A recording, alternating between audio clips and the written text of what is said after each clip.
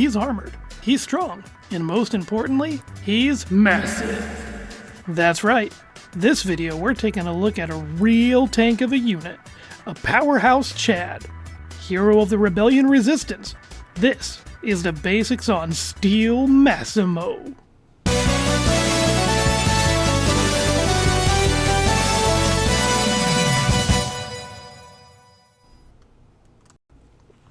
This gallant green absolute unit is Massimo, who is an early ally and playable character in the RPG game Mega Man X Command Mission. He stands out among the cast, as he's a jolly green giant and looks sick with his awesome dragon-themed armor.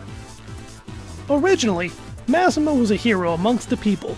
He fought bravely against the Rebellion army, and was not only feared, but respected.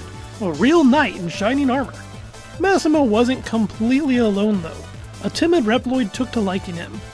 This Reploid idolized Massimo.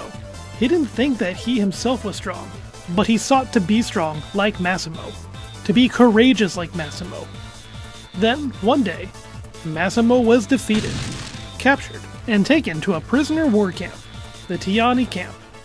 It's unknown when, but Massimo gave his armor to this admiring Reploid, now donning the armor of Steel Massimo. This Reploid posed as him, and made his way to the camp in an attempt to free the real Massimo. In doing so, he was found by X and Spider, and joined them, not telling them he wasn't the real deal.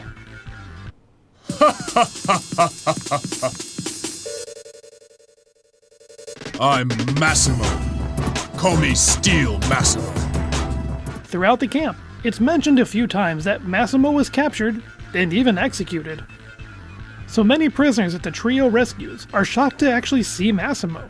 It's not till they reach the depths of the camp that the real Massimo was found, and by none other than his admirer. It's a brutal scene. While not Massimo was in shock seeing the hanging remains of the true Steel Massimo, clinging on to what little life he has, he reassures that he made the right choice in handing off his armor, and that its new owner would be even stronger than him. His head now in a bit of a haze, in disbelief of what he just saw, our playable character walks away and rejoins the party to confront the warden of the camp. Not gonna lie, both of these characters being named Massimo makes narrating this tough to not be confusing. Hopefully you're all following along. This confrontation with the warden, Silverhorn, is Massimo's massive transition to Chatimo.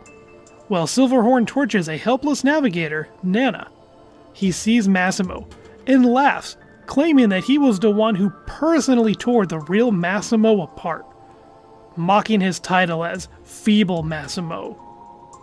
As he laughs, Massimo's body shakes with rage, and you can feel it as he charges in, spearheading the fight with a solid punch straight to Silverhorn's stomach.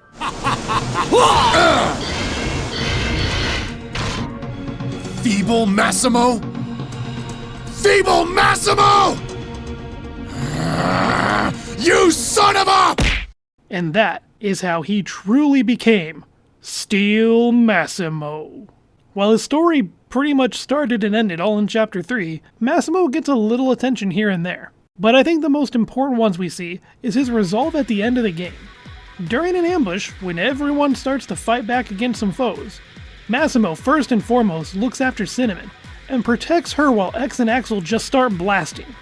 I think this scene is a really good indication that Massimo has truly gone from a zero to a hero. So you might be wondering by now, what all is Massimo packing? What does he bring to the table that makes him a valuable ally to X? He comes in as a beefy unit, with strong melee attacks and the unique ability to counterattack. And though he walks in cutscenes, in battle he makes use of a hover system, a trait we don't see too often. Maybe he's actually rocking some Heelys under those boots. These wings on his back are also not just for show.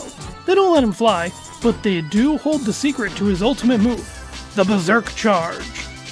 A massive beam blast that not only brings the pain, but also inflicts status conditions out the wazoo.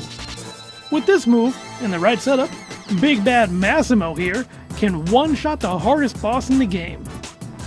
To top it off, Massimo takes a page out of various other series like Saint Seiya, Dragon Ball Z, Sonic, Ghosts and Goblins, and goes gold with his hyper mode, the Glint Armor. This armor is just a massive stat boost for our boy and allows him to counter far more often. But all this amazing power comes at a cost. Massimo is so massive, he doesn't really have room for force medals. Though not like he needs force metal power. Massimo is very susceptible to any elemental attack, taking 150% extra damage from them. Throughout his adventure, he'll equip himself with various weapons, trading in the axe as needed. Personally, I like the scythe and the medievalish looking umbrella. His personality flip-flops when you first encounter him. He's very jumpy, timid, kind of awkward, just like me. However, he can turn that around and at the drop of a hat, put on the bravado of a proud, happy warrior. Though most of the time, Massimo is shown as a compassionate person, thinking of others and their struggles before his own. He does have one major weakness though. Massimo falls head over heels for Marino, and shows he kinda struggles talking to those he's infatuated with. Poor guy. I don't care who this rebellion army is. All I know is I'm not gonna stand by while they steal stuff I could be stealing. Command Mission isn't the only place to show our boy, and sadly, it was pretty much ignored the next time he would show up. He appeared in Mega Man X Dive as an early character that you'd get for free. Now, during the early days of this game's life, Massimo was actually a beast. Even though he was a low-rank character, this guy had a tough shield, and the means to fight back against the big, rare characters. This also just made Massimo great for stages. He was overall a great character that was power crept away and completely forgotten, as other characters would get holidays or crossover variants. Massimo got nothing, not even a skin of his glint armor. A really big bummer, but it is what it is. I think he would have made for a great Monster Hunter crossover character, with how his armor already is.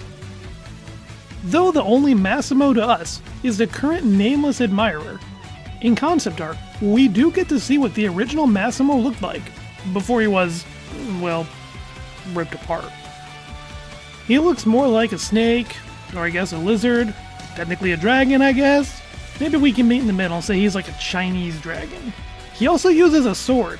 There's a poster you can put up in the game of both Massimos walking side by side for double the awesome. So if you can't tell, I really like Massimo. I dig his design, I like his character, and frankly, I use him a lot in game, with the scythe and the Hawkeye sub-weapon to make short work of generic minions. He's just so good! What do you think of him? Cool? Lame? Kinda don't care? Or rather, which design do you like more? The original or the new? Let me know below! Till next time, rock on!